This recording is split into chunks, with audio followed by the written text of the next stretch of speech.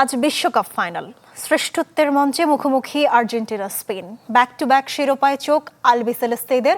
আর 2010-এর পর দ্বিতীয়বার স্বর্ণালী ট্রফি জিততে চায় লা রোহা। নিউ জার্সি স্টেডিয়ামে ম্যাচ শুরু রাত 1টায়। অপেক্ষা, ধ্রুপদী লড়াই, আবেগ আর ভালোবাসার মিশেলে সেরা এক ম্যাচের। বিশ্ব দেখবে বিশ্বকাপের সেরা দু দলের ফাইনাল।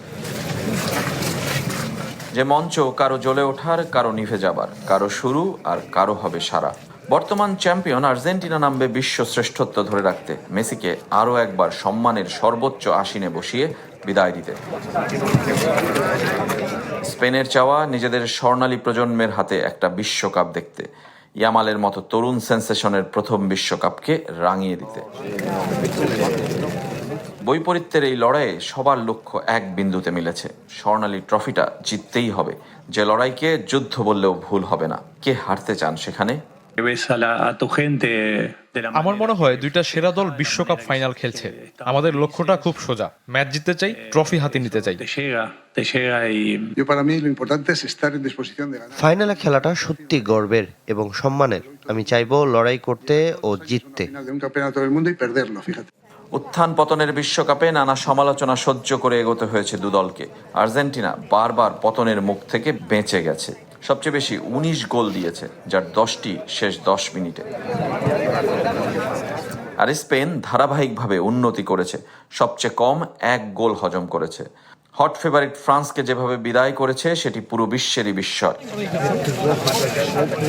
আর্জেন্টিনার যদি থাকে মেসি, স্পেনের রদ্রি, দুই অধিনায়ক সামনে থেকে নেতৃত্ব দিচ্ছেন, পারফরমেন্স দিয়ে এগিয়ে নিচ্ছেন দলকে।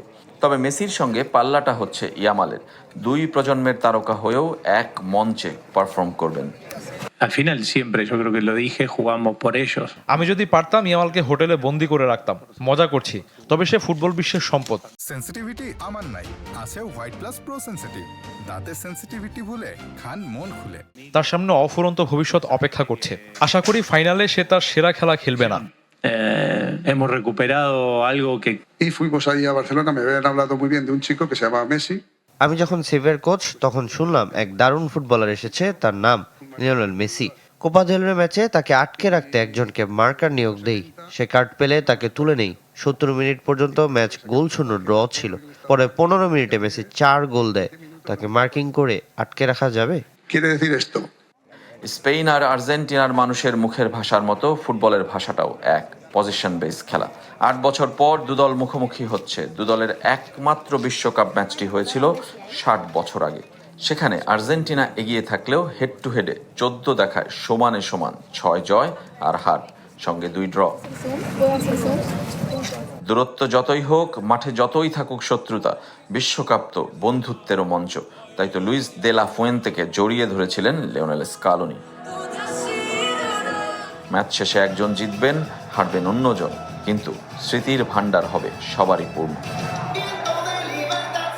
কে হবে বিশ্ব চ্যাম্পিয়ন, আর্জেন্টিনা নাকি স্পেন?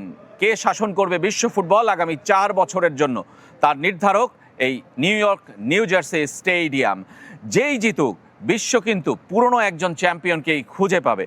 আর্জেন্টিনা জিতলে মেসির বিদায়টা হবে দারুণভাবে, আর স্পেন জিতলে লামিন ইয়ামালের শুরুটা অবিশ্বাস্য। সব কিছুর অপেক্ষায় নিউ জার্সি স্টেডিয়াম।